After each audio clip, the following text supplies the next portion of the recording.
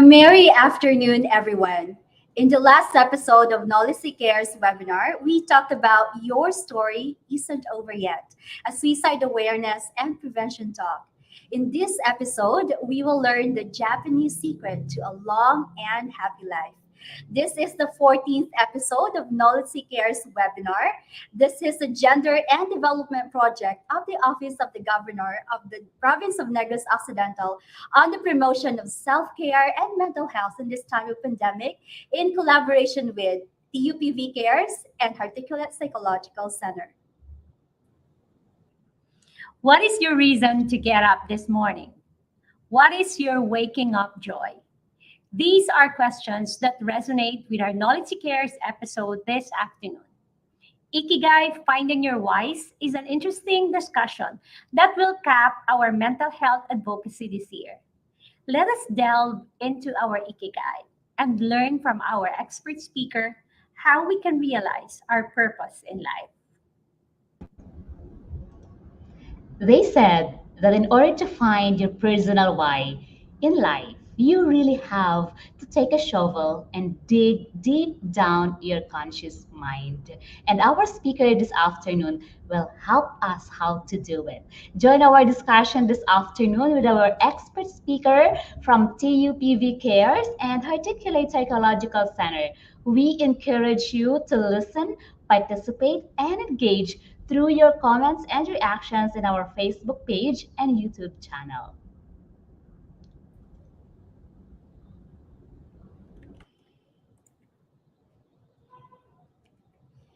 Right there. Hi there again, everyone. My name is Miss Red, and I will be serving as your host in this last episode of NOLITC Cares webinar.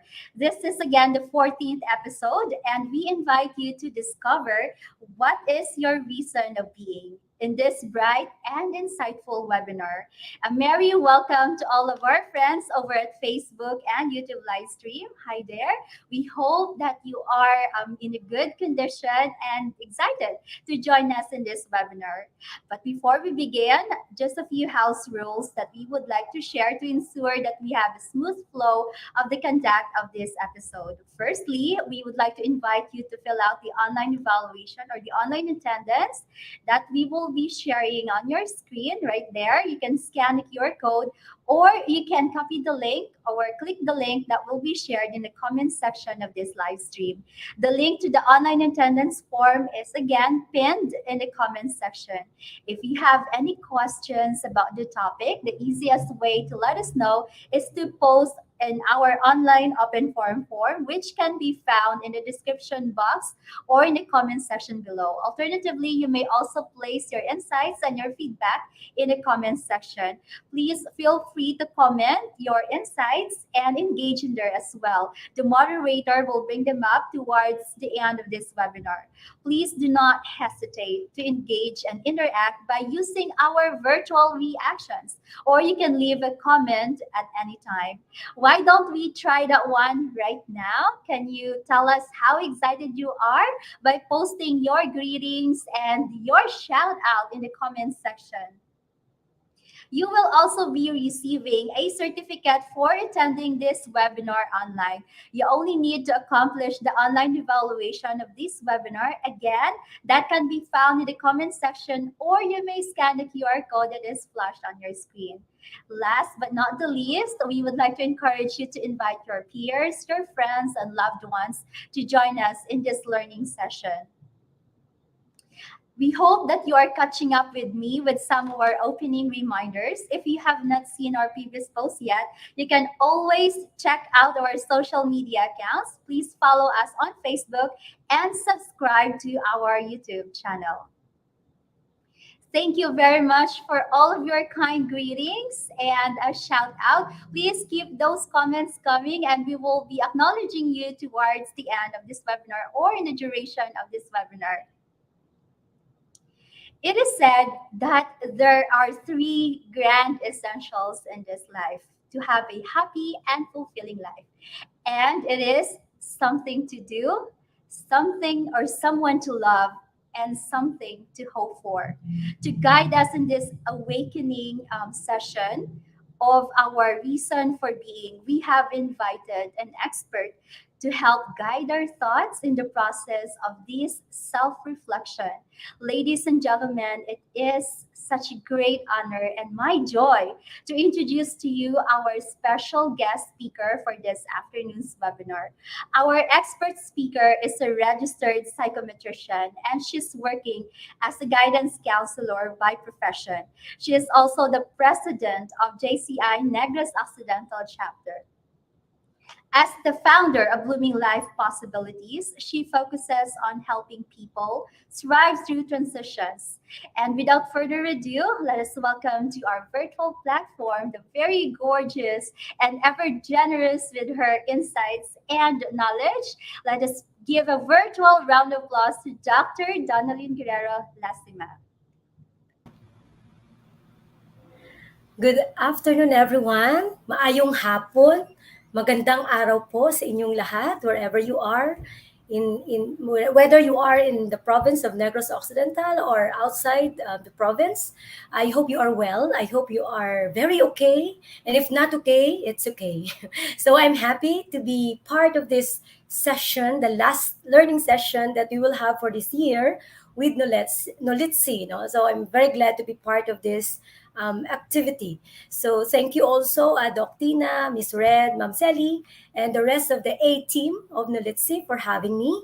And I hope that you are ready for our topic for this afternoon.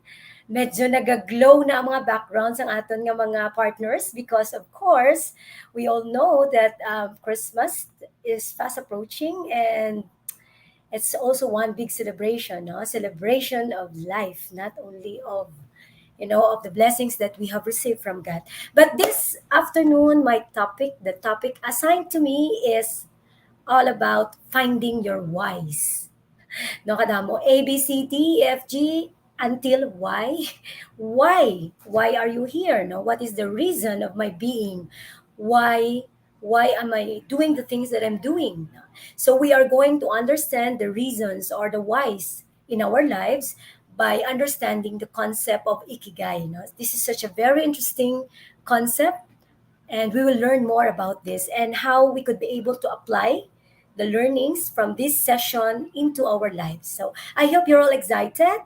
I hope that you are with me this afternoon. So I've said my salamat, my thank you to each and everyone, most especially those who are in this virtual room. I know you could have been somewhere else, but you're here in this virtual platform to listen and learn a thing or few things about life and eventually be able to become a better version of yourself.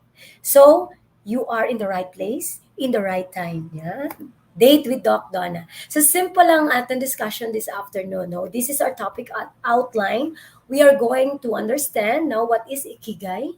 Is this the first time that you've heard the word? Or if you've encountered this word before, this concept before, how did you manage to sustain it? And how did it help you become a better version of yourself? Another thing is I'm going to teach you how to find your ikigai. So we're going to have a little activity, a simple activity for you to find your ikigai. And if you ever found it, or if you will find it this afternoon, then I will also help you how to sustain your ikigai until nga mag-open na ang year next year and the coming years of your life. So I hope you're all excited. Let's start off with this question.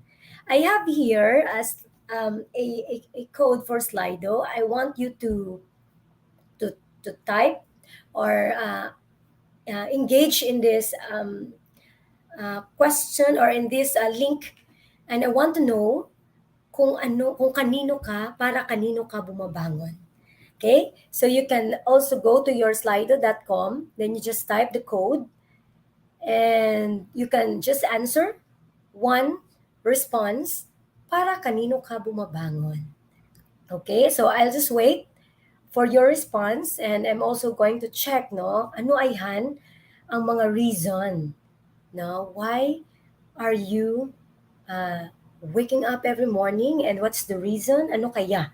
I would like to know. Sige, please keep it coming. Miss Red, would you like to assist me, no, on checking whether the responses is now available? Sige, check natin. Uh, so you can type slido.com there. Ayun. So I'll enter and I'll join. Then let's check. Ayun. So let's proceed to IKIGAI. Ayun. Saan na siya? Para kanino ka bumabangon? Alright.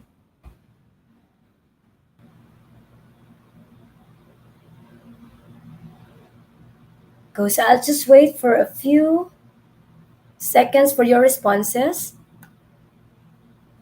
Ayun, for my family, thank you for that. For my kids, bumabangon sa work, that's right. God, husband, for my future. Wow, I like that. For my family and my dreams. Now, keep it coming. It's okay. I'm checking your responses. I'm trying to check kung pwede ko siya pakita, no? But anyways, there you go. Thank you for your responses. So more, wow, I like that. For myself, bumabangon to achieve my goals. And yeah, for my future, for my, to God, no? Yan. To achieve my goals, so on and so forth. Yan. Sige. So please keep it coming. I'm going to go back to the presentation, no, as a guide. There you go. Sige. So let me proceed to my slides.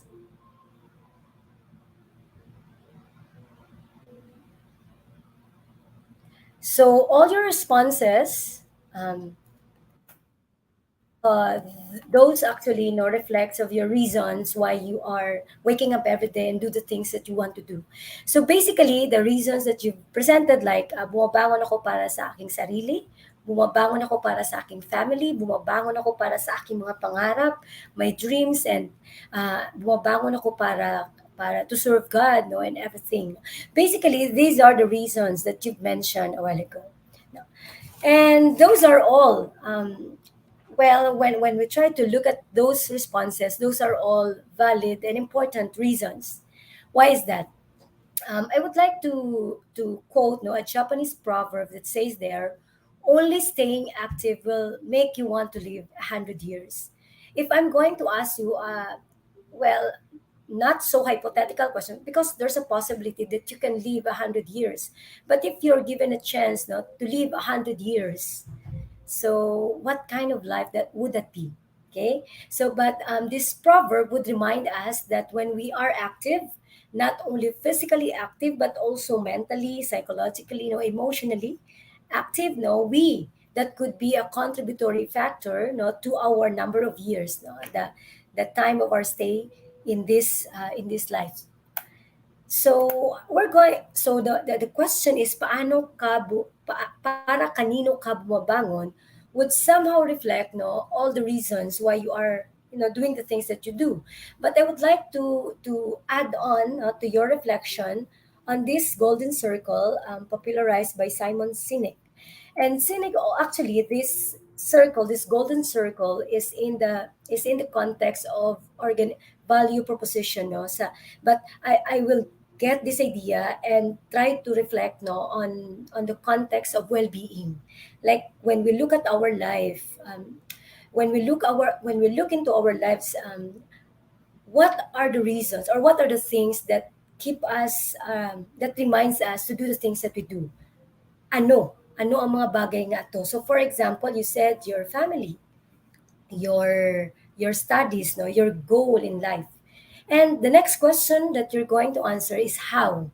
If these are the things, no, that will, keep you so motivated to do things that you do, then how are you going to achieve, no, that certain level of happiness or the reason of your existence? How? Paano? For example, in your studies, diba, you study hard or maybe a lot time for studying. for investing on a relationship, di ba la? You date your partner, you become romantic, so on and so forth. So there are ways, no, how refers to the ways on how you're going to achieve those what in your life. And of course, the most important question, according to Cynic, is why. Why are you doing the things that you do? What are the underlying factors? Ano ba yung mga dapat, ano bang nag-motivate sa iyo to do the things that you're doing? Like for example, if you're a student, bakit you're so motivated to finish your studies? If you are a young professional, why are you so motivated to go to work? No, things like this. So what are important, the what, they are important. How to achieve those goals or those what are also equally important, but the most important thing is why are you doing the things that you're doing? Like for example, no, in my case, why I'm doing the things I'm doing, because simply because I like to do some this kind of talk, no, advocacy talk, to help my participants or my students, um, to enlighten, no, and to give clarification on some things that hindi pa klaro when it comes to the mental state or mental well-being of a person. So like while you are sitting there listening to me, no, I want you to pause for a few seconds and close your eyes maybe at some point and ask yourself, no, why am I doing the things that I'm doing? Because it will also lead you to some reasons why. This afternoon, I want you to meet the most important person. That is not Doc Donna. The most important person that you're going to meet this afternoon is you. You. Ikaw. Why are you so important? Simply because you are wonderfully made. Before you were formed in the womb, God has so many plans for you, no? So you are one of the best, of course, one of the most important creation of the Lord. You, you matter. So this afternoon we're going to talk more about you and the reason of your existence. If you are still confused why I'm here, what is the reason of my existence? So basically, this is the learning session for you. Okay, of course. Dag Joel, no, I could not pronounce the name properly, but according to this author, he said that the longest journey is the journey inward. And what does it mean? If I have my understanding the self students in the room, they would understand that the concept of learning and relearning and understanding is discovering the self is the longest journey, no? You cannot stop, just simply stop learning about yourself. It is an ongoing process that it will end until the time, no, you reach the tomb, no? Learning doesn't stop, and while you learn, you discover something within yourself. So that's why the longest journey is journeying inward, journeying towards oneself. And at some point, people are too afraid or too scared to go back and reflect and connect with a person that is the most important person in the world, that is you. So it's really, really hard to understand, no, why people feel so disconnected with themselves. Well, maybe primarily because they lack to find meaning of their existence. And what is meaning? What is the meaning of my life? Why I am here? Why am I in this why am I part of this household?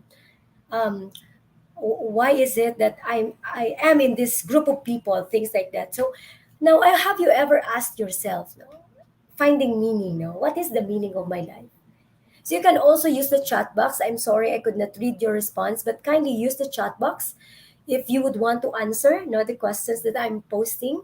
For example, no, what is the meaning of my life? Why I'm here? No, anong rason nga ari pa ko di nga ana tao pa ko nga ari pa ko di? No? Is the point to live longer, or should I seek a higher purpose? Is the point of my existence is to live, then die, eventually nabata ka, sumapatay ka lang? Or is there any other reason for it? Maybe seeking a higher purpose for this life. Another question that I want you to, ponder upon: why do some people know what they want and have passion for life, while others languish in confusion? Now, have you ever wondered why is it that this so and so nga so passionate, so driven, so motivated? Why is it that feeling mo nakita ng iya why? But no, when you look at the other person, inya do ka ano ni sa yamay ito to confused pa sa gyapon way sa kabalo kung maano siya, no, or even no in one way or the other you could think no some situations in your life that you think you've been confused at some point no wala ka kabalo nga ari pa ko tiyaman ano pang purpose nga ari ko ti no. So these are questions no, that would lead us to understand ourselves, to the journeying inward, no, putting meaning into our existence. This leads us to having reasons no, of our existence. Now, let's talk about the philosophy behind nga mo ng mga paminsaro naton. Having an answer as to why are we on this earth actually is a key ingredient that can drive us towards fulfillment. So this kind of statement would remind us that when we start to ask the question of why, how? According kay Simon Sinek, may ara what, may ara how, pero ang pinaka-importante ang why. Because no, when we try to ask question why, it is primarily the ingredient that will lead us towards fulfillment in the context of self-fulfillment. So we really need to ask the question why. There is a necessity to ask yourself, why am I doing the things that I'm doing? Right? Sige, gadalom na nga gadalom, no? The topic, this is more of philosophical ang approach naton, but there are some practical tips man eventually, no? Gusto ko lang i-include ang theory or ang philosophy behind because it's very important to understand why do we question those questions and why is it important to ponder upon those questions. Actually, I have mentioned in some of my talks, if you have attended some of my talks earlier this year, we talk about Viktor Frankl. And Frankl actually is the father of logotherapy. Logotherapy, it is actually an approach in psychology that delves into understanding the existence of a person or like for example if the person wants to seek meaning or find meaning into his or her existence, the logotherapy provides the answer or the tools for it. No? So basically, logotherapy comes from the philosophy or the philosophical context of existentialism. Existence exposes that a person or exposes to the person rather to the need to find meaning in his life. So simply put, when we talk about logotherapy, logo means soul, no? A logo, it means to say that we are trying to find the meaning of our existence. The main purpose of logotherapy is to help the client in the search for meaning. So the logotherapy has this. When you try to look at the pyramid, no. So the freedom of will. So when you say freedom of will, you have a choice. So logotherapy would remind us that when we find the reason for our existence, we have a choice. Even not having a choice, that is still a choice, my dear participants. So freedom of will. Logotherapy also gives us the idea that there's a will to meaning. If you decide to do the things that you are doing at this time, it has a meaning in your life. It's just that hindi lang niya gali, ginobra ko lang kaya wala na ko iban nga lobrao. No, it has a meaning. Base wala mo palang na-recognize ang meaning sina. And eventually, the meaning in life. So, when you try to, kung saan na ba pala, itahiyon mo, tanang nga kakatabo sa kabuhi mo, then you get to realize, amo galining rason nga nag-break kay kami. 1 month pa lang, wala na kami. Oh, may rason pa.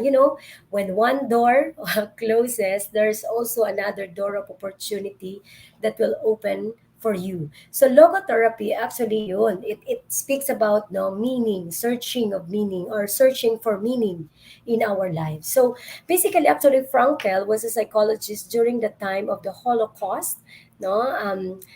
He lost his family. Hindi siya kabalo kung diin to mga different concentration camps. And eventually, siya mismo sa concentration camp at that time. And he witnessed the different levels of grief, pain, suffering of the Jews during that time.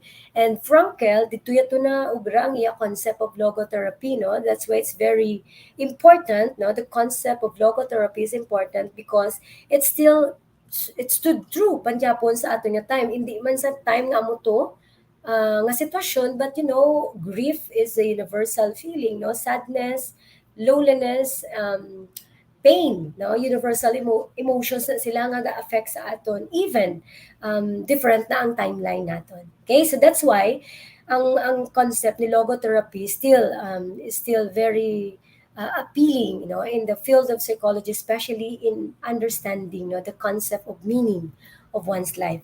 There was a study conducted using logotherapy in the meaning in cancer and adversity.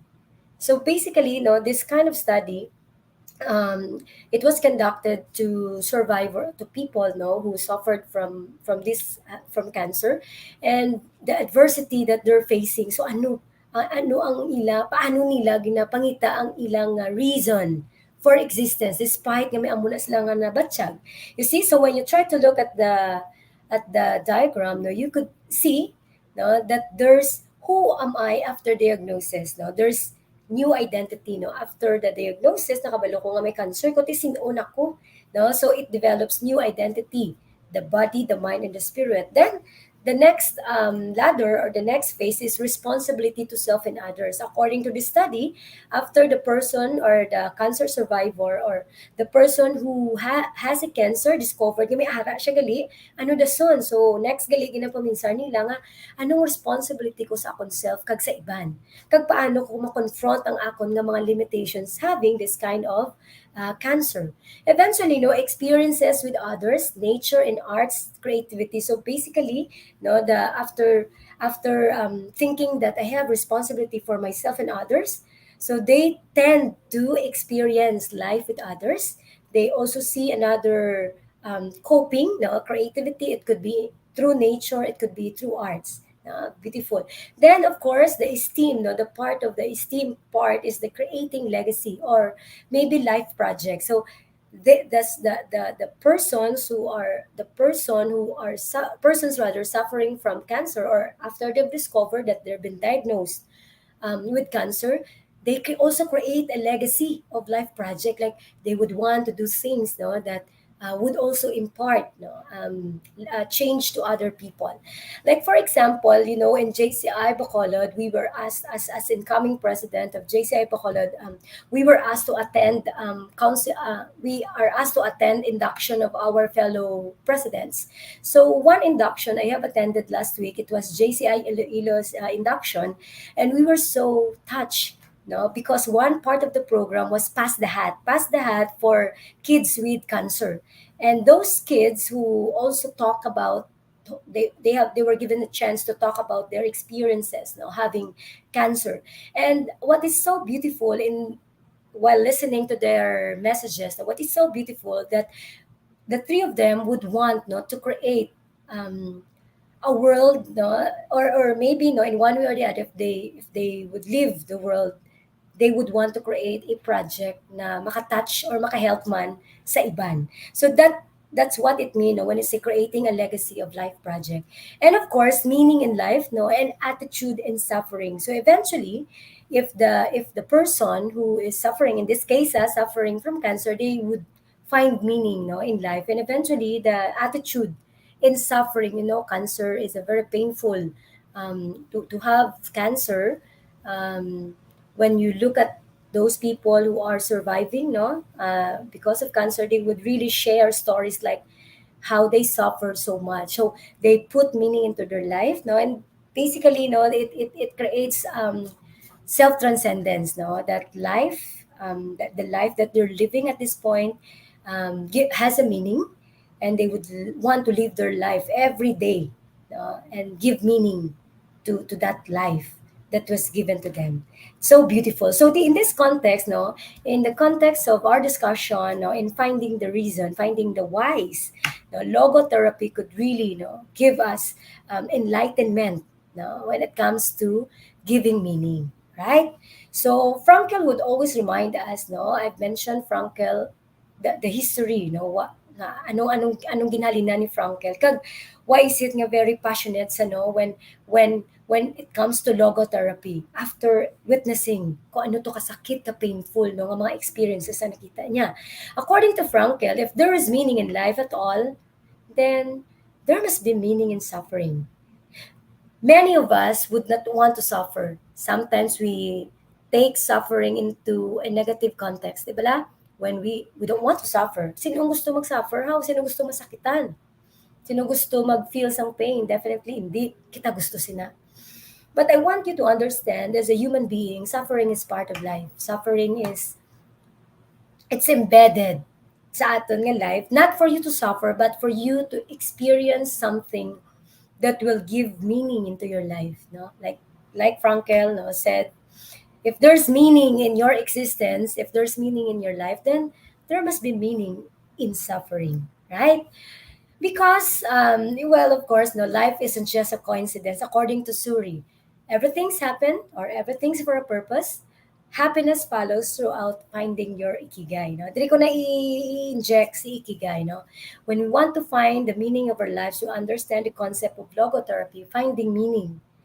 But how to find meaning? Now let's try to look at the other picture of finding meaning by looking at ikigai, your ikigai. And by the way, what is ikigai? Ano na siya? Ikigai, comes from, it's a Japanese concept, Japanese philosophy, which means reason for living. Iki, life, which means a life or being alive. Kai, effect, no, or result or worth or use. So ikigai simply means no reason for living. So our ikigai is hidden deep inside each of us. Do you agree that when I ask you the question para kanino ka buwabangon, you try to really deep no hambal gina ni Ma'am Sally, just you shovel you use the shovel to dig deep inside of us because when we do that we would understand the reason no for our living for our existence, right?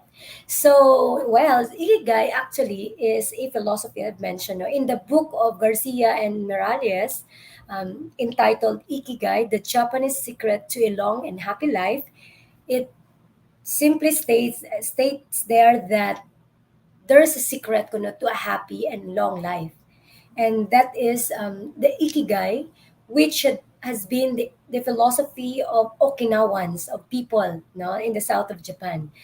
Okinawans, of course, they are the inhabitants of an island of Okinawa in Japan. And I don't know, kumapate ka mo, they live longer than people anywhere else in the world. Actually, nangin popular na siya gani no, in the international scene just because no, these elderly, hindi ka magpati sa pwede nila mahimo despite sa ila edad. So what are the reasons no, that shapes their lives? Basically, the ikigai daw, a healthful diet. I'll tell you karon kung anong healthful diet according to this concept. A simple life in the outdoors, those things that we missed most of the time, like the sun, no, going out, enjoying the breeze, watching the sunset, mga simple life in the out, or maybe planting sa imo backyard, no? Green tea is one component. They would love to drink tea. And of course, the climate, no? Which is of course very nice. The subtropical climate, which is very conducive no, for living. In Japan, according to a study, the secret to living a longer, happier, and more fulfilled life can be summed up in one word. That's the ikigai. So I've mentioned the word ikigai, which means the reason no, for existence.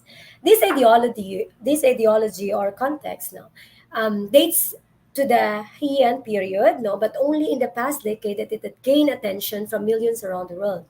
The Ikigai way of life is especially prominent Okinawa, no, in a group of islands south of mainland Japan.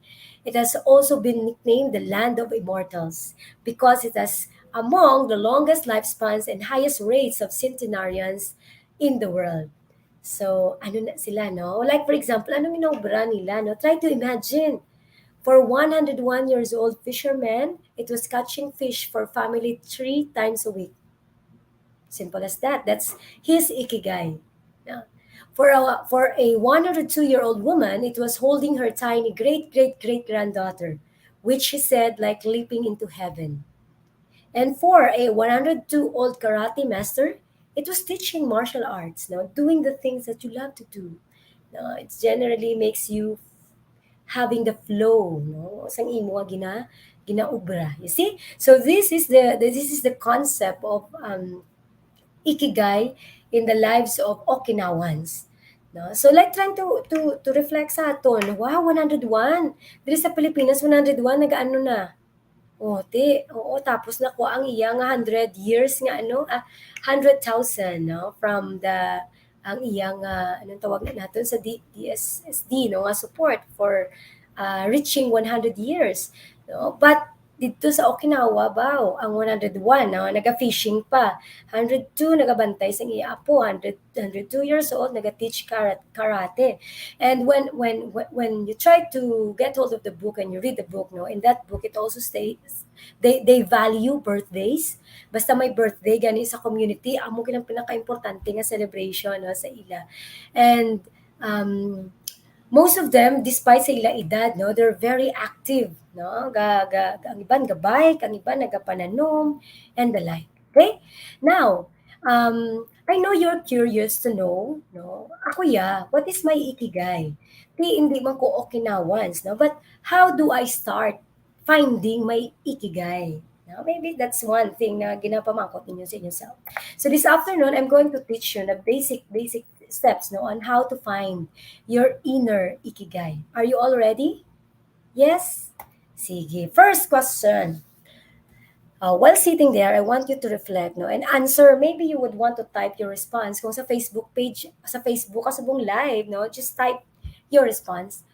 Question, no, what would you do on a Saturday morning if you had nothing else to do?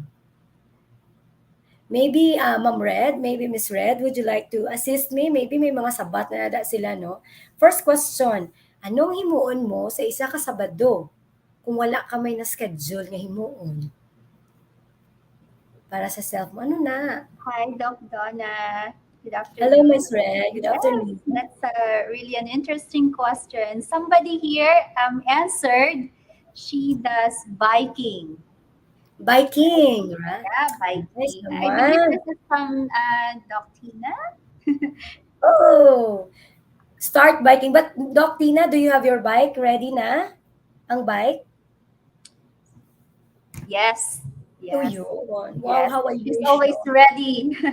Her bike is always well maintained and ready for her weekend biking. Also Yeah. gardening. Gardening. Wow, that's one thing na na-miss nato, no? Sige. Let me continue, Ma'am Red. So, sa response ni Ma'am Tina, she wants to go biking and gardening. So, actually, no, this question would lead us to reflect anong mga gusto natin obrahon. And when we do the things that we do, it's not because we are mandated to do it. But sa office, syempre, no, do ka debatable na. Kahit kung sa office, hindi ko gusto, galing kinanglan ko gitubraho, no? But the concept of ikigai gali is loving what you do. You do what you love, and you love what you do. Ang wala na sa simple, no? Kung mag-bike ka, you love to go biking, and you love to be, one with the road, no? Feeling the fresh air sa imong face, looking at the people, and becoming active, no? That's one thing. So, but the question is, do you love it? Or you just do it, you are just doing it kay may nag-force sa imo, may naghagad sa imo. So that's one, no? Do what you love and love what you do. Another thing, another question, Ma'am Red, maybe you can also assist me again, no, sa mga responses. What makes you powerful or in control? What makes you so powerful? Or maybe you are in the state of, I'm in control. Sige? Response, please. Anything? I'll give you 5 seconds to think. 5 seconds lang. Sige, few seconds to think. What makes you powerful or in control?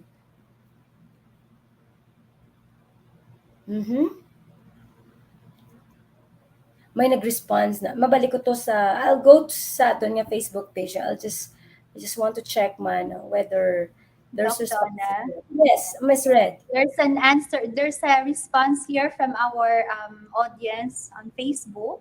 So Miss Roger Marisa, she said, "When I know where I stand." Oh, madalo man, no? When I know where I stand, I feel powerful or in Yes. control. Yeah, thank you for that response. Anyone else?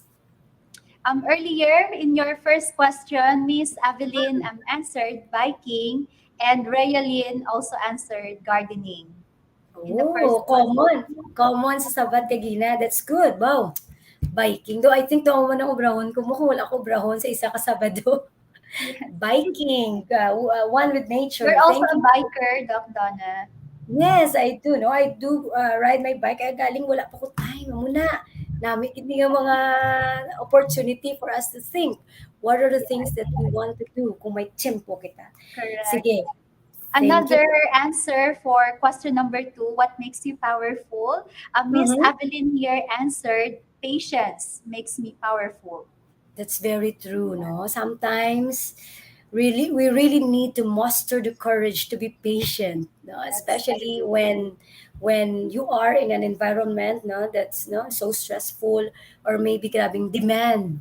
No? So you and also patience would also not meaning to have patience to the people around us, but Mhm. also we need to be patient no with ourselves as well, right? And True. being patient is powerful also. Thank you for Mhm. that response. Yes. Okay, And moving on. Yeah, yes, yes. Please continue. Continue. another answer here from Miss Roger Marisa, silence makes me powerful. Wow. Lainggid man kung dalom ang topic ta kaya mga Mhm. responses madalo man. Silence makes me powerful. There is power in pause. I believe there is also power in silence because when you are if you keep silent, no, you tend to observe, and most of your senses, di ba? Mas stimulate kung nagapay munong kamo mas nagaka-intensify no ang sense of hearing, ang observation, no, mas nagakeen kung nagahipos ka nagapaymunong. And in the context of mental health, no, pause or being silent for a time, it also regenerate our energies. No, that's why it's very powerful. Thank you very much for that response. Right. Nice naman. So this question would remind us, no, do the things that you are good at. No, do not ever forget that there are certain things within us, within our power, that we can do. No, like for example, silence or maybe being patient, no, with ourselves and to others, and well, check on your abilities, your skills. Now, what are the things that you are good at? Okay.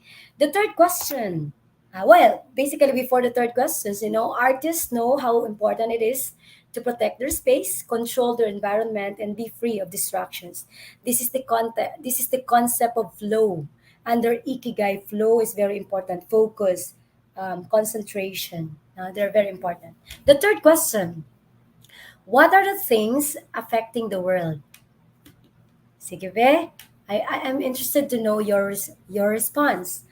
What are the things no, that affecting the world now?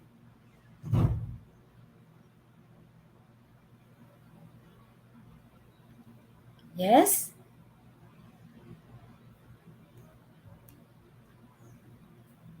Ma'am Red, may mga responses kita. Duman dyan ano pa sila, nagapaminsar sila, Yes. madam. Oh, there are a lot of answers coming in our YouTube or Facebook live stream, Doc Donna. One is our actions from Miss Roger Marisa. Our actions affecting the world. Actions affect the world. Yes. Yeah. And another answer coming from Miss Jeanette Osala, money. Money. Yep. And we have Okay. here noise coming from Miss Omega Armigos. There are Mm. different types of noise. Yeah. And from Miss Roger again, social media is affecting the world. Mm-hmm. Um, my answer is injustice. Just The lack of injustice. justice. Yes, yes. Right, no, nice. So to answer to give you, another way of looking at the things that affects our world, I want you to look at this very short video clip. This is entitled The Power of One. The Power of One.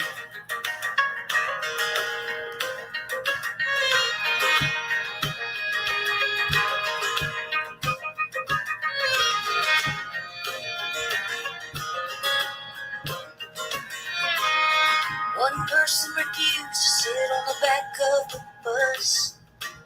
She changed the ride for all of us. Oh, that's the power of one.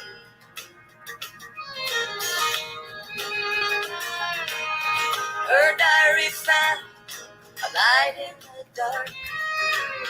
A young girl's hope touched millions of hearts. Oh, that's the power of one. One grain of sand can turn the tide. One single spark can light the night. One simple dream, one gentle word, one act of love from someone can start a chain reaction. It all begins in the heart. The power of one.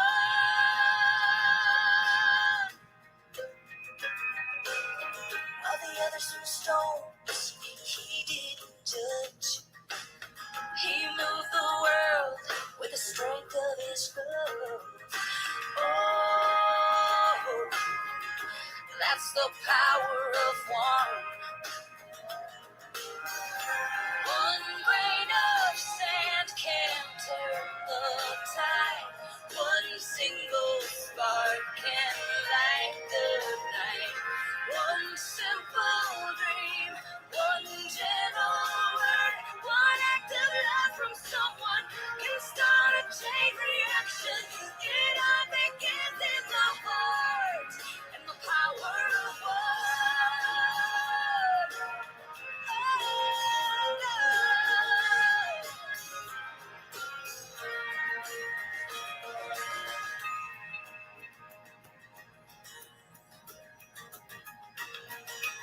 All the little things you do every day, the smallest step can bring on a change. Oh, that's the power of one. One grain of sand can turn the tide. One single spark can light the night. One simple dream, one gentle word, one act of love from someone can start a chain reaction. It all begins in the heart and the power of one. Power of one. Power of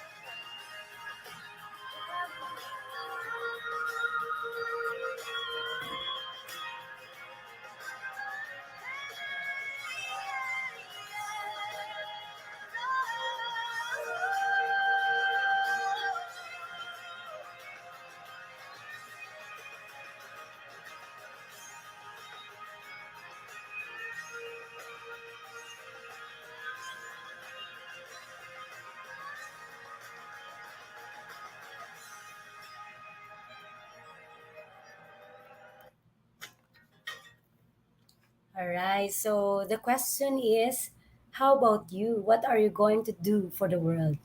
So in that question, no, and that question number three, no, Ikigai question number three.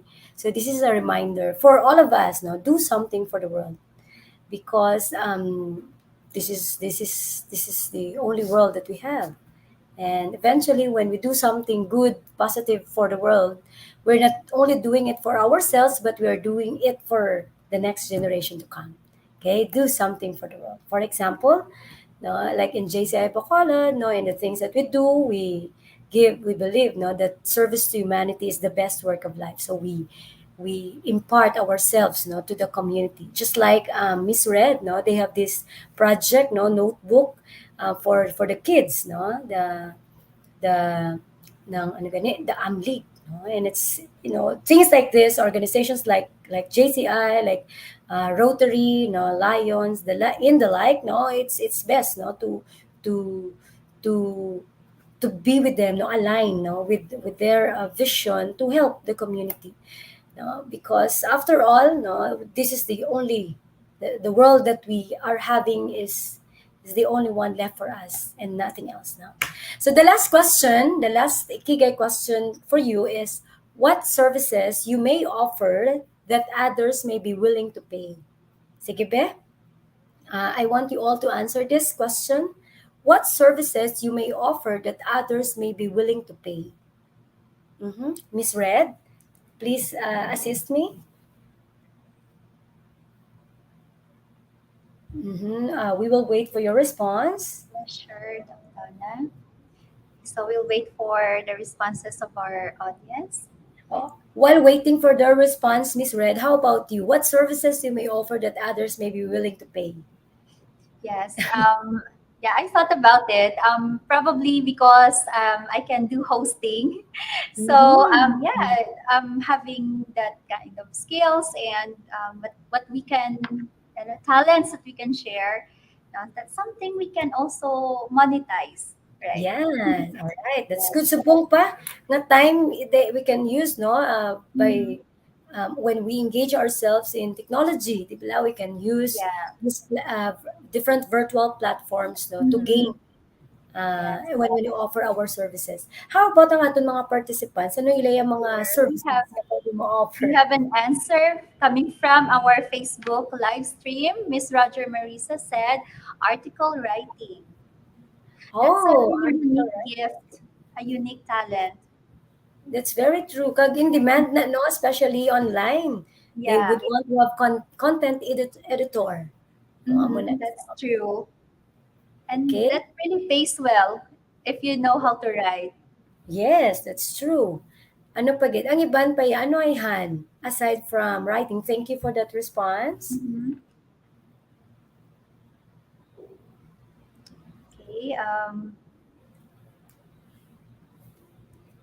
Ang iba naga-coach, no? Coaching or even doing tutorial jobs or consultancy. Yan.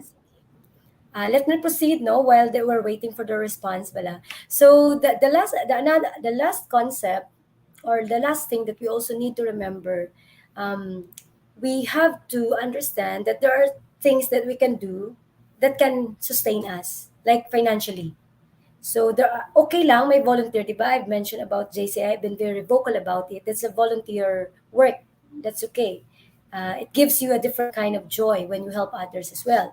But there are things you have to understand. There are, di ba, when you have the skill, nag-invest ka man da mo. And when you invested in that skill, there's a possibility that you can earn out of that skill now that you have learned.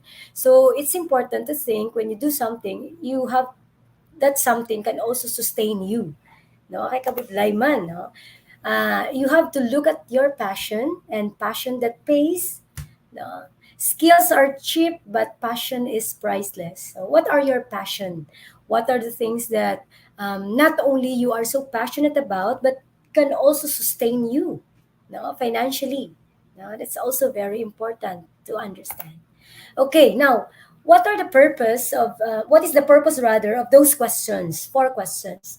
So in order for us to understand, no, the concept or the reason for being, we have to look into this Venn diagram.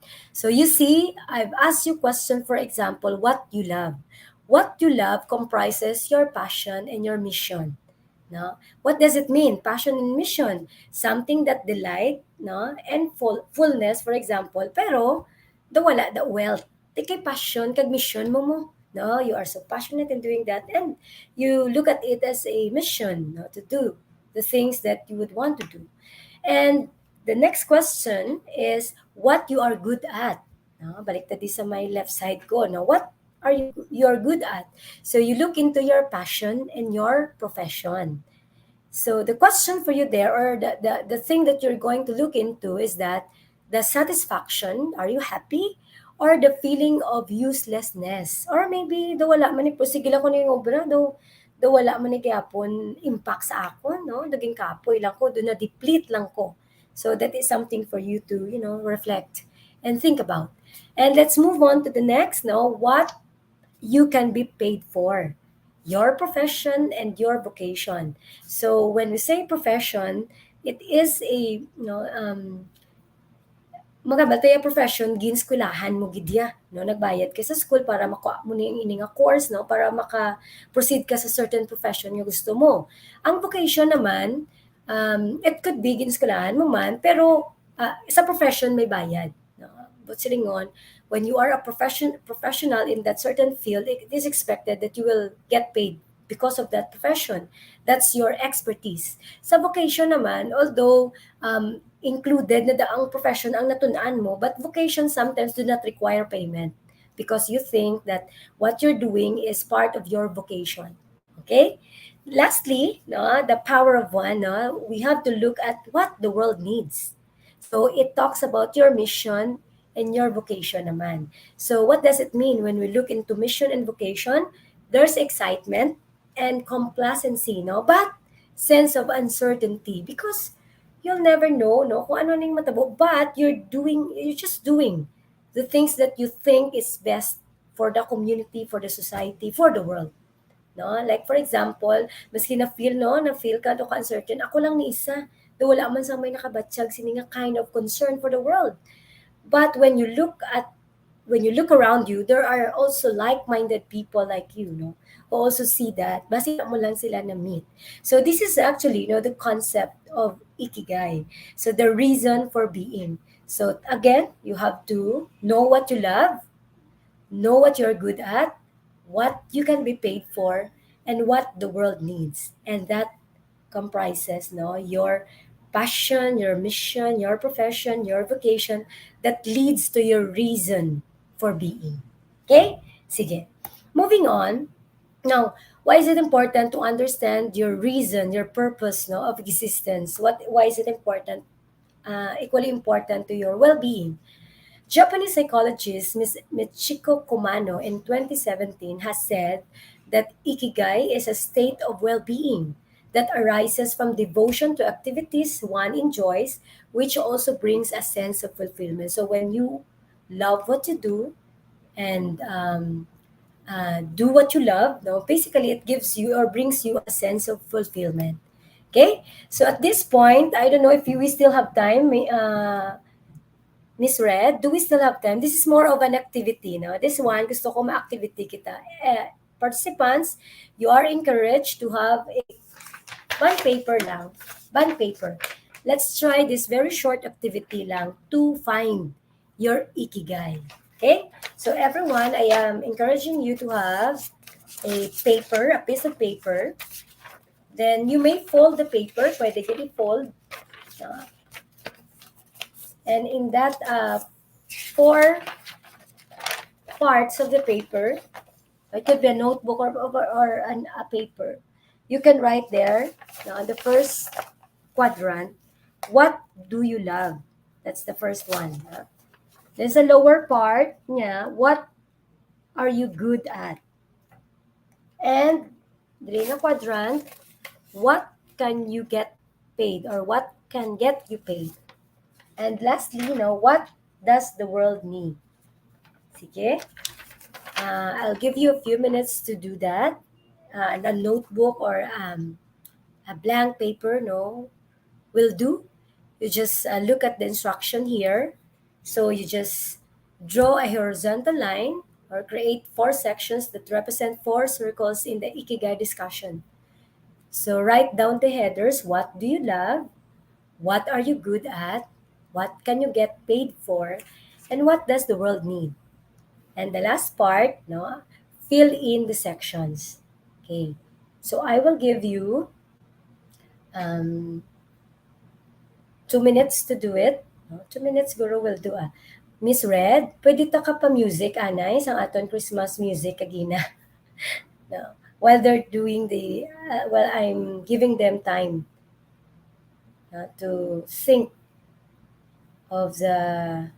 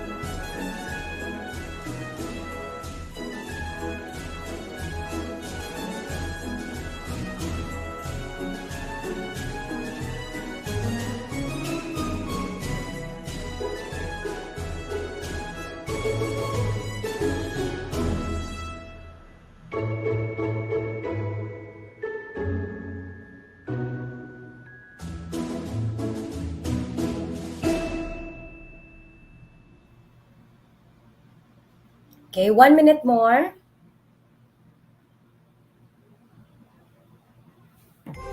Ayun. So, you can draw. No? Pwede gid i-draw mo da, or pwede gid word or words. Or statement. No, will do.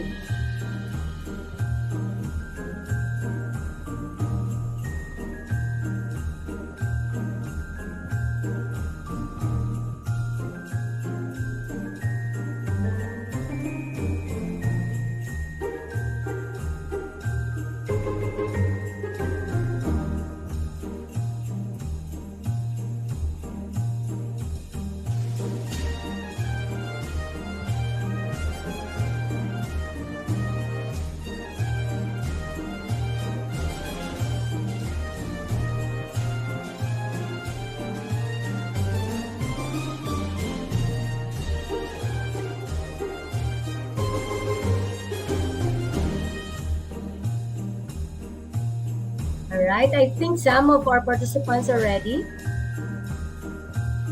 Okay, sige. Let's have one participant. Let's have one volunteer from this group. Anyone who wants to share? Isa lang.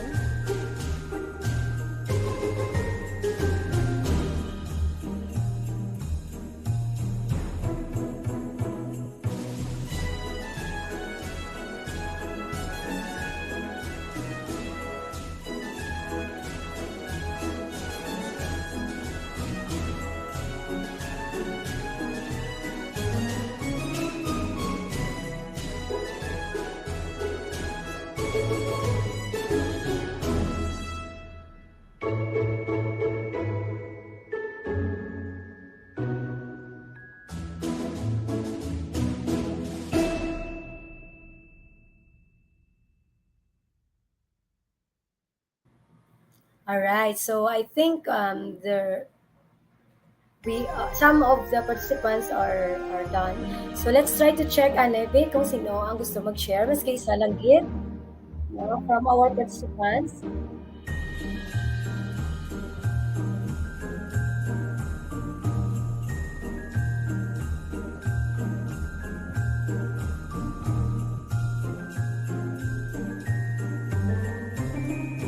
Donna, we have an answer here coming from Miss Roger Marisa.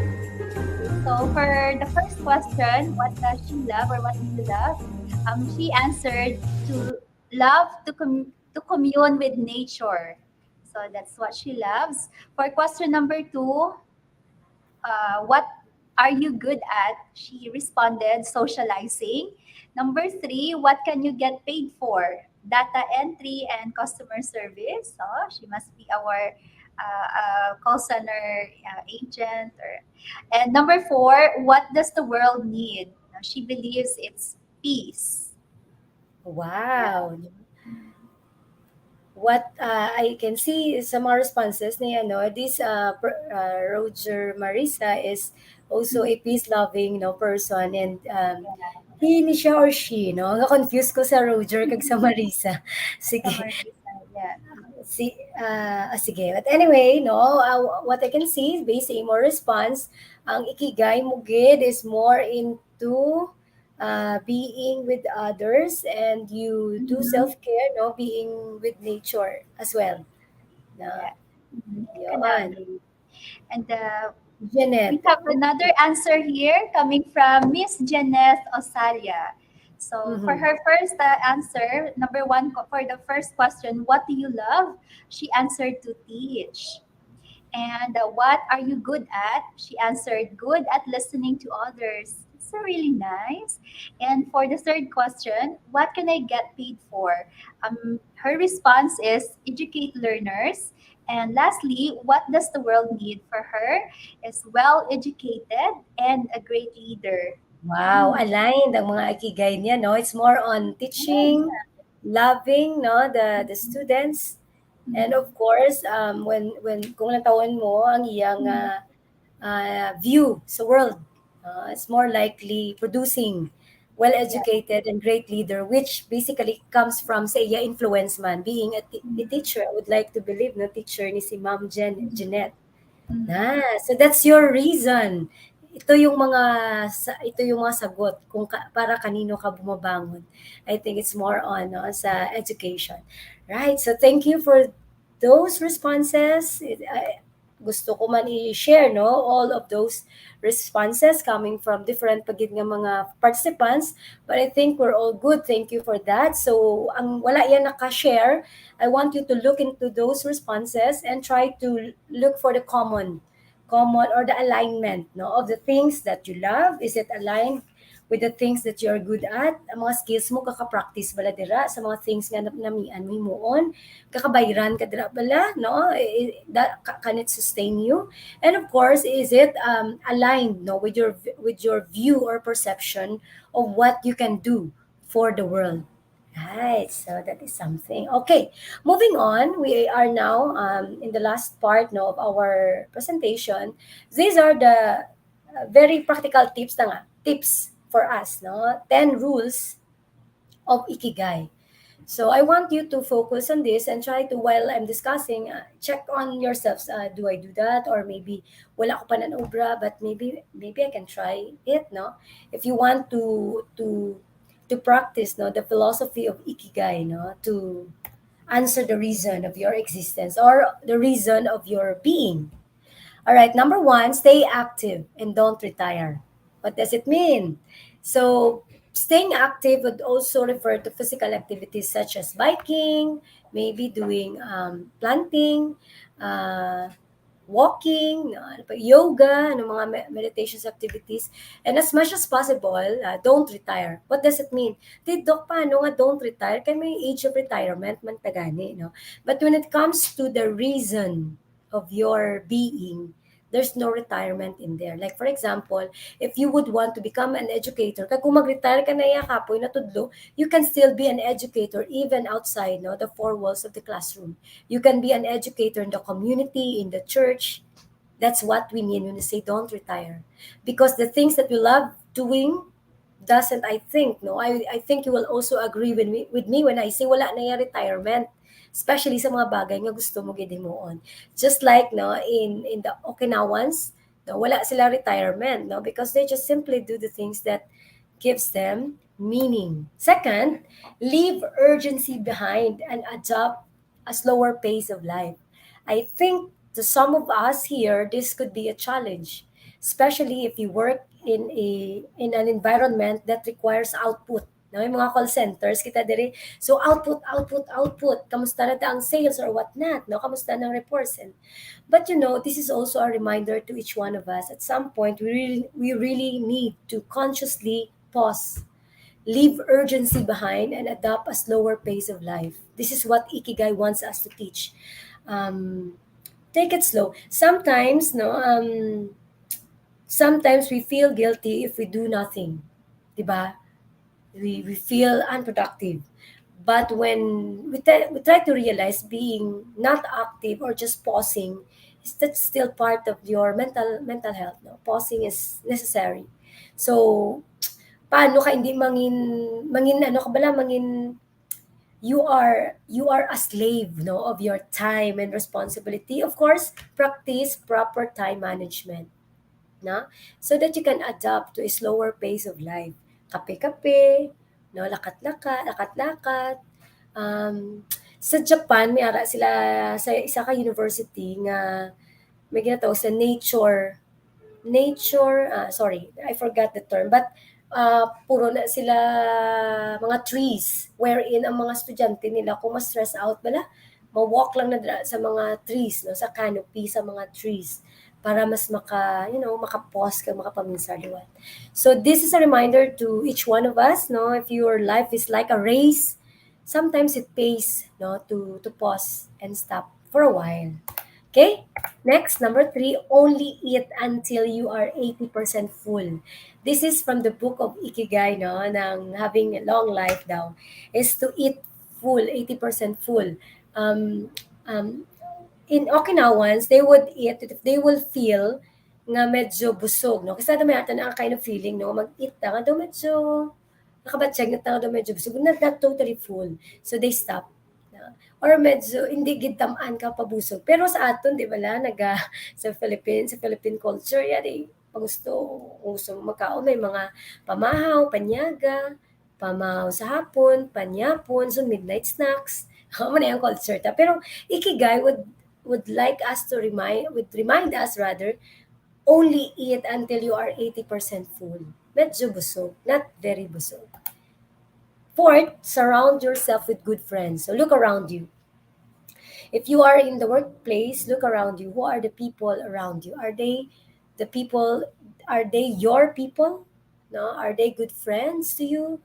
Are they the persons that you can call whenever you have a problem, or whenever you are having a hard time? Or maybe if you feel good and you want to share what you're feeling, are they the people that you need?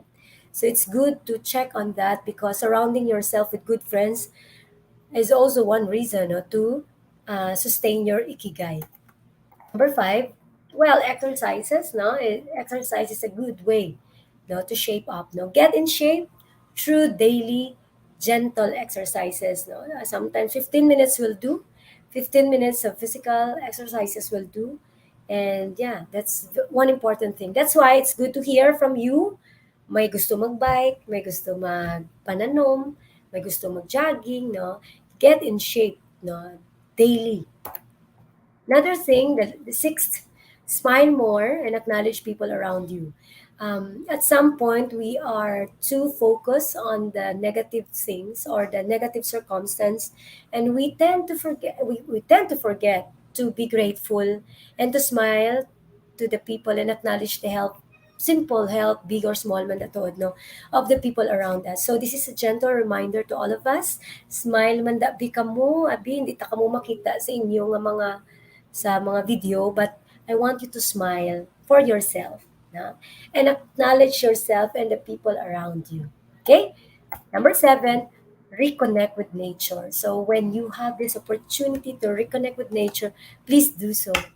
Nature brings us, no, new nami nga feeling, no, positive feeling because of the negative ions from the environment.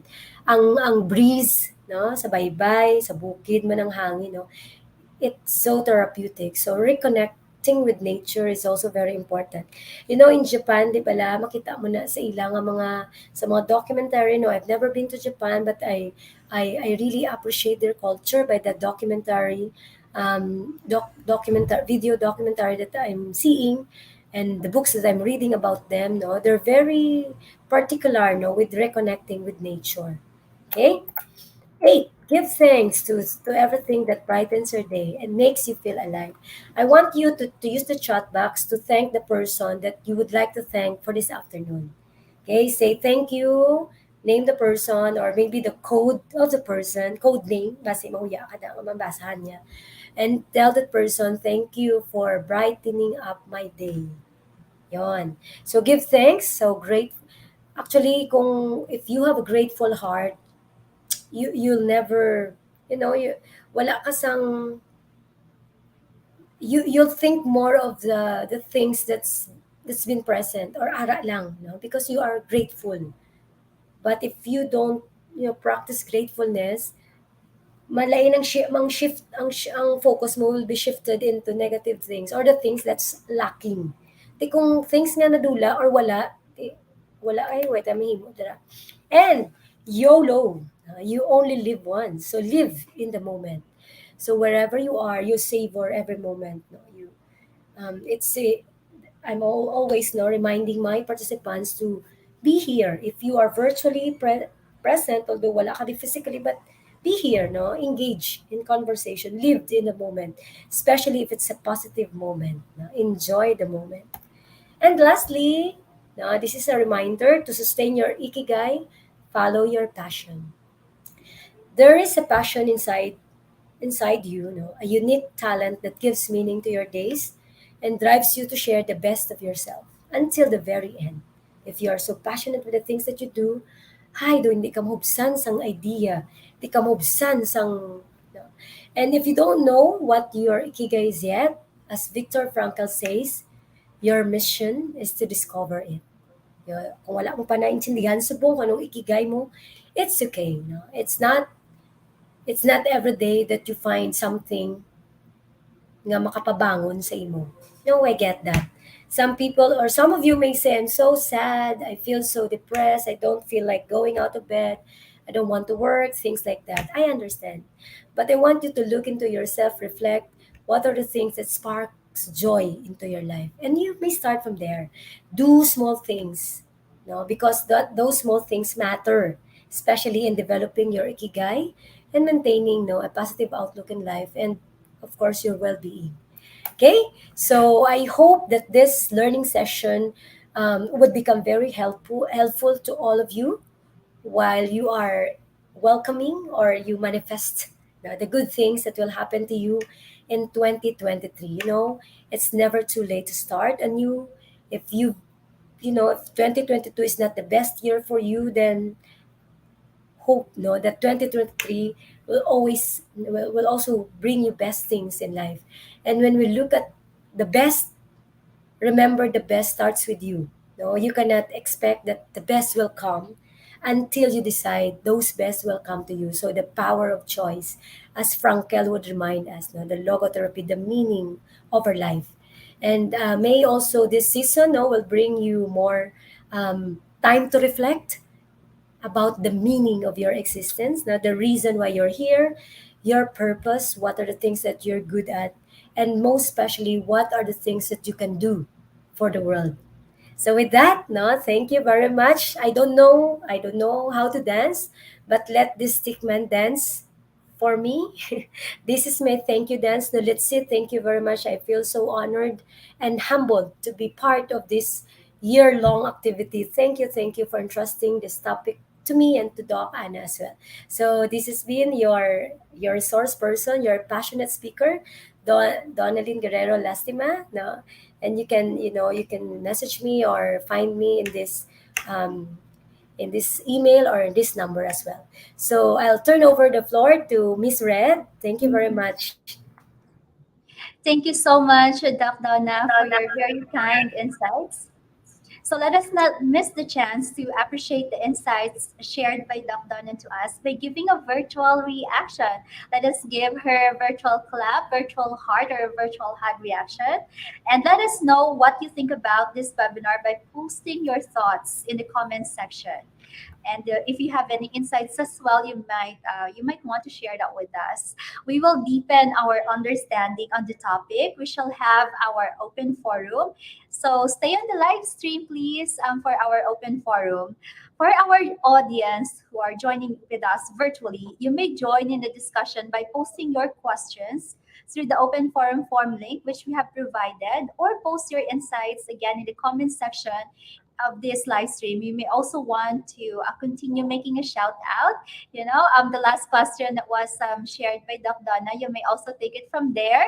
Who tell us who is the person that you want to give thanks to, especially for this year. You may yeah. So at this juncture, let us roll the red carpet for our featured guests. The first person that I would like to introduce is a highly skilled and eloquent communicator. She is very passionate in bringing out the best in everyone. So let us give a round of applause to the NOLITC Vocational School Administrator, Dr. Maria Cristina Arbicido. Dr. Thank you, Miss Red. Good afternoon, Doc Donna. Mm-hmm. Thank Good you, afternoon, Dr. Doc Teams.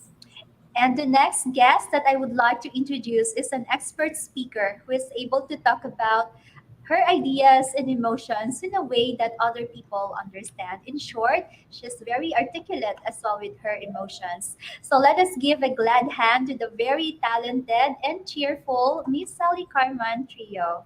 Miss Sally? Hi, good afternoon. Nahuya ako sa talented. Yes. Hi, Doc Donna. Hi, Ma'am Sally. Good to see you So, again. ladies, shall we start? Yes. Yes. Thank you, Red. It was indeed a very inspiring discussion.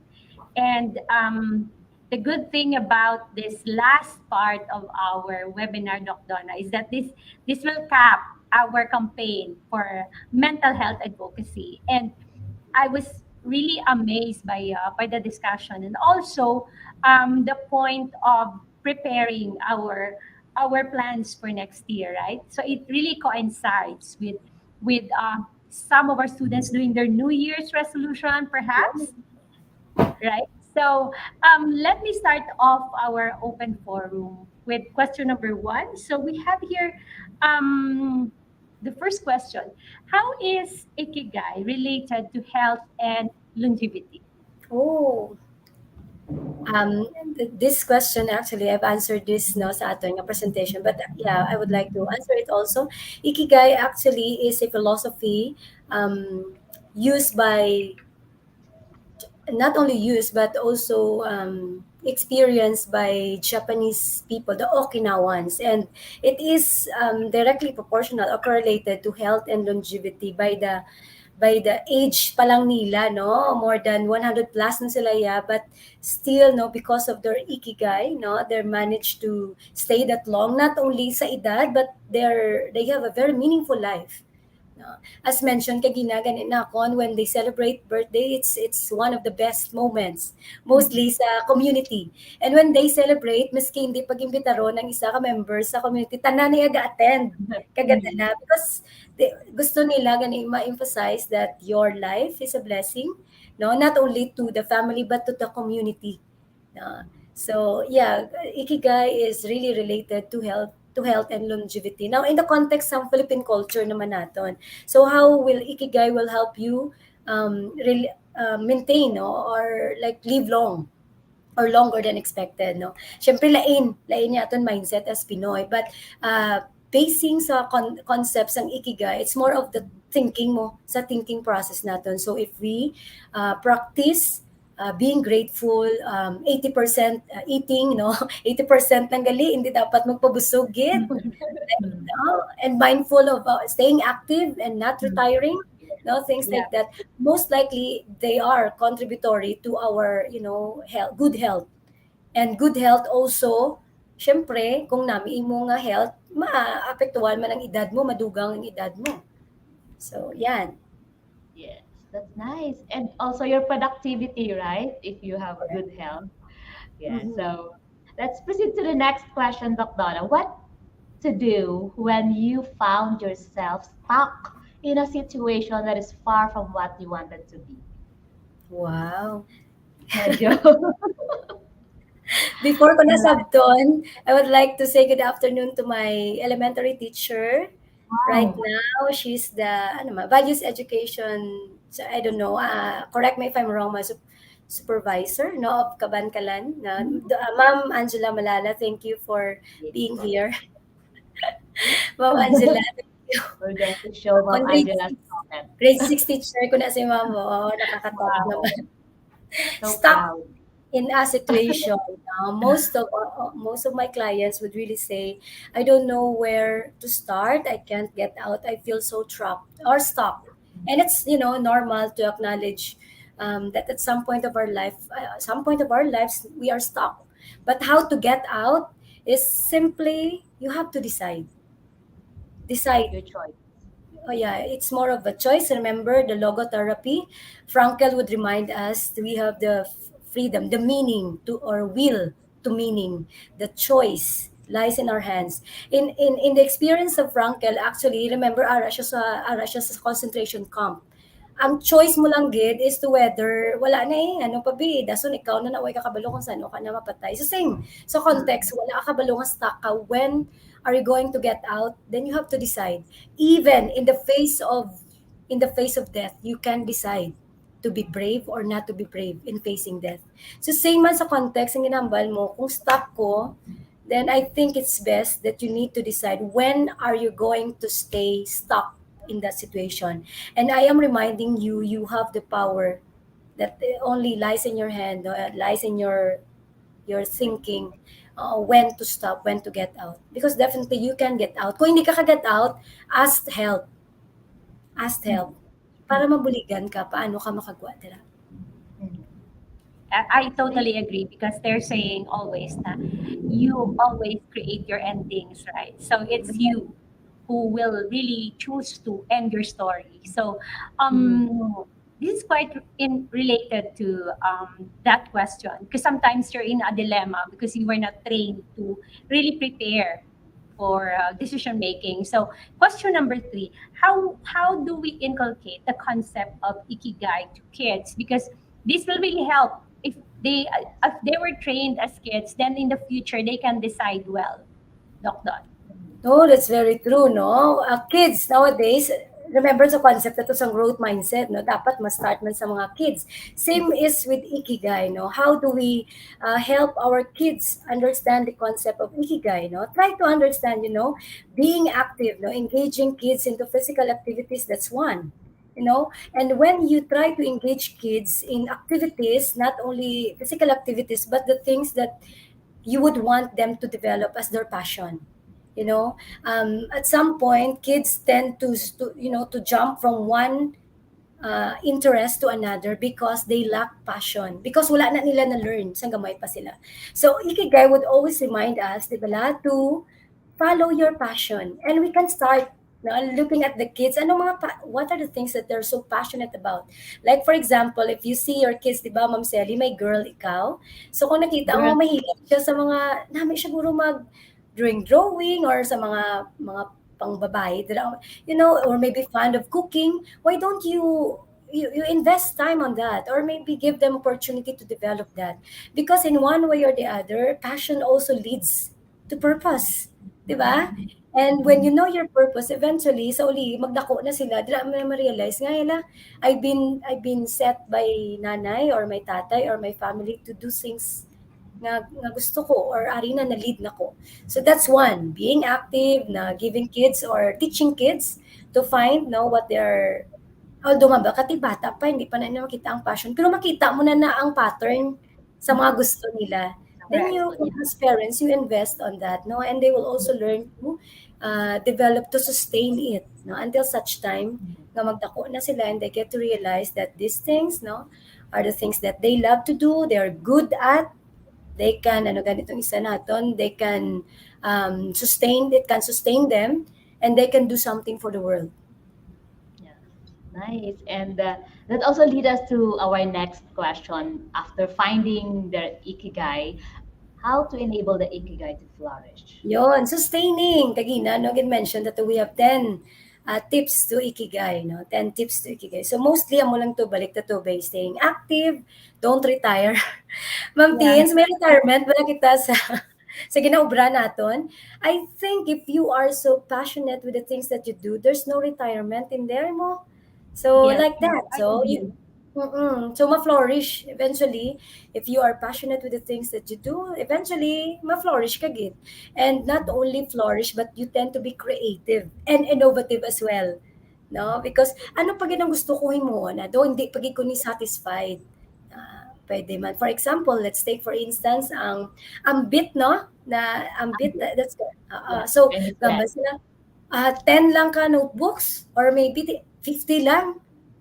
So, ara day ang passion, adang ikigai ni Miss Red. So, eventually, nagamasa kulang ni ang 50. Dutahan mo pa to. Sige, let's raise. Aside sa ballpen, aside sa notebook, let's have another pencil. Ma-flourish ka eventually. And when you help others, that's part of the ikigai mo, diba? What are the things that you can do for the world? It gives you more than you are expected, especially with the mind, with your well-being. No, I get to realize there's more to life that money cannot buy. Happiness. So in relation to that,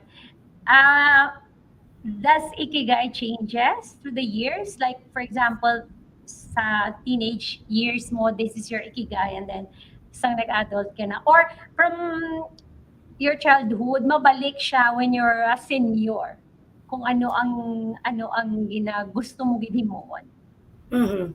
Ikigai actually it's a philosophy, it's a mindset, no? So when you are introduced to ikigai, most likely kung namian ka sa concept, you learn to practice it, right? So ang question whether pwede sa ma-change throughout the years, I think mas ma-change siya kung na-imbibe mo na sa mas ma-flourish ka, guro. That's the change, no, that it can do to you, no? Because ara na siya nga dahil sa imo mo silingon mas mag-grow ka as a person, and you learn to, and you realize there are things na kinanglan gusto mo pagilimuon. But you have to remember, ikigai is not a transition, it's not a process, it's a mindset. So hindi siya bala nga pag-abot sa nga stage kasi ma-change or hindi mag-change. So it's more on the mindset, depending on how you appreciate the concept and you practice, no, that the concepts being shared to you in this context, the ikigai way, no, of living your life. Okay, that's interesting. Yeah. So, No, um, siguro our question, one- question? Yes, go ahead, Dr. Tina. Okay, so we have a question here from the open forum link. Does it have a timeline though in finding your ikigai? Wala, pero syempre mas start ni siya kung conscious ka na consciousness gyapon, no? When is the time nga conscious ka, like you are fully aware. I remember one sociologist once said nga ang awareness ako, no, as a person, it starts when we start to socialize. No? When we start to socialize, pagkabata, wala pa ka kuno yung consciousness, wala pa na da. But when you start to socialize with the world, no, with the language that you use, with the interaction, gesture, non-verbal or verbal gesture coming from the people around you, that must start, no, ang imo consciousness. So, shall I say, ikigai starts, the concept of ikigai starts when you are conscious about your behaviors, your actions. And I think wala siya ending lang kung wala ka na ara ka na sa tomb. But most likely it's a constant process. Like when we try to find ourselves, it's a long way, finding ourselves, it's traveling inward. So it's a long journey. So same is true with ikigai. It goes with kung until when ka ma-exist, no? And it's never ending, no? Finding the things that gives you purpose or meaning. Wala siya bala, ma'am, baka nga 14 na ko, dapat nabalaan ko ng purpose ko sa life. Or 80 na ko, or let's say 95 na ko next year, dapat kabalo na ko sa purpose. No. Sometimes, no, very interesting to note that there are all elderly or people who are on the sunset na sang ilang life, that they've never found the reason of their existence. You see?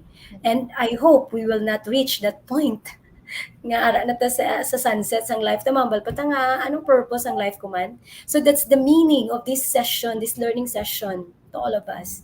No, ang maintindihan ta, hari ko di as the teacher, para sa kay Ma'am Ma'am Jeanette, no? Teacher, anong meaning sang life ko as a teacher sa akon mga estudyante? Anong ginapang-obra ko, no? So same is true sa aton sa NOLITC, no? What is the meaning of this? Nga aga learning session ta on well-being. You see? So I think there's no timeline, no? But it starts with when you are becomes conscious. Could it Yeah. be The, Doc the Donna common that the common ground, Doc Don, is our search for meaning, right? Yes, when the person starts Yeah. to Search for search. meaning and purpose. Yes. So, what do you Buddha? advise to those persons who have, like, for example, I've heard a lot of people saying that they're sometimes confused because they're torn between two lovers, their profession and their vocation. Why? Pwede mandungan. Yeah, pwedeng dungan, pero most of them are Time caught Yes. in management. a situation that they have to choose because sometimes profession is very tiring and Mm. exhausting, while the vocation it's a Mm. calling. So Well, you are lucky if you are in your profession that is also your vocation. You're yes, very lucky. That's true. Like in my case, no, I'm a teacher. I'm also a counselor, and I love to teach, and I also love to listen. So, like I consider also myself lucky, and also love to talk to people. Pero that's correct, Ma'am Tina. There are some people who would really want to do the things that they want, but they are banned. Okay, may ano sila nahigtan sa obra nga kung sa diin amo na siya ang pinaka-available para sa ila. It always goes back to the motivation. There are different motivations sa life, no? May ara man kisa monetary, ga-motivate. Okay na lang adiri ko because, mas makompensate niya ang mga kinanglanan ko. Pwede man na, okay man na. Pero when it comes to productivity, lain bi ang impact, lain ang productivity level sa isa ka person nga ara sa iya profession, at the same time may ara sa ang vocation, ang passion niya is ara dira. Okay? Pero we have to understand, profession is something na ginabayaran ka mo.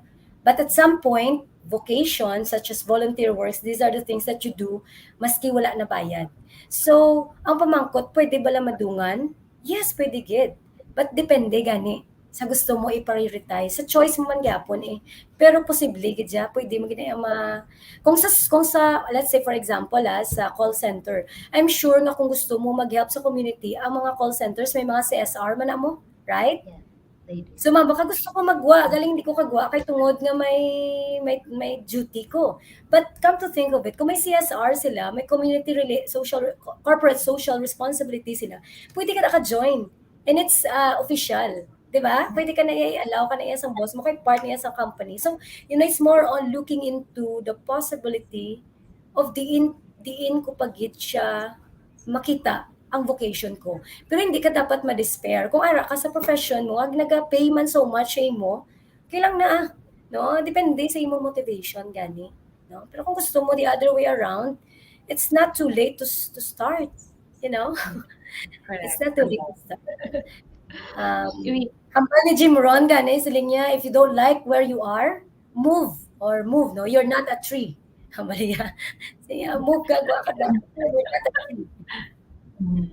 yeah, we really have a very interesting topic this afternoon, and we have a lot of questions, and even our viewers. But we have very limited time. So, Doc Donna, your parting message to our viewers? So life, when we look at life is, well, I would always remind everyone that life is a gift, life is a present, and you've given this one chance for you to live your life. Don't waste it. Don't put it or invest it in something that's destructive, something that is destructive to you and to others. No, you use your life to bless others. You use your life to empower others, to create positive change not only for yourself but for others in the community as well. There, I think that's the greatest meaning of your life.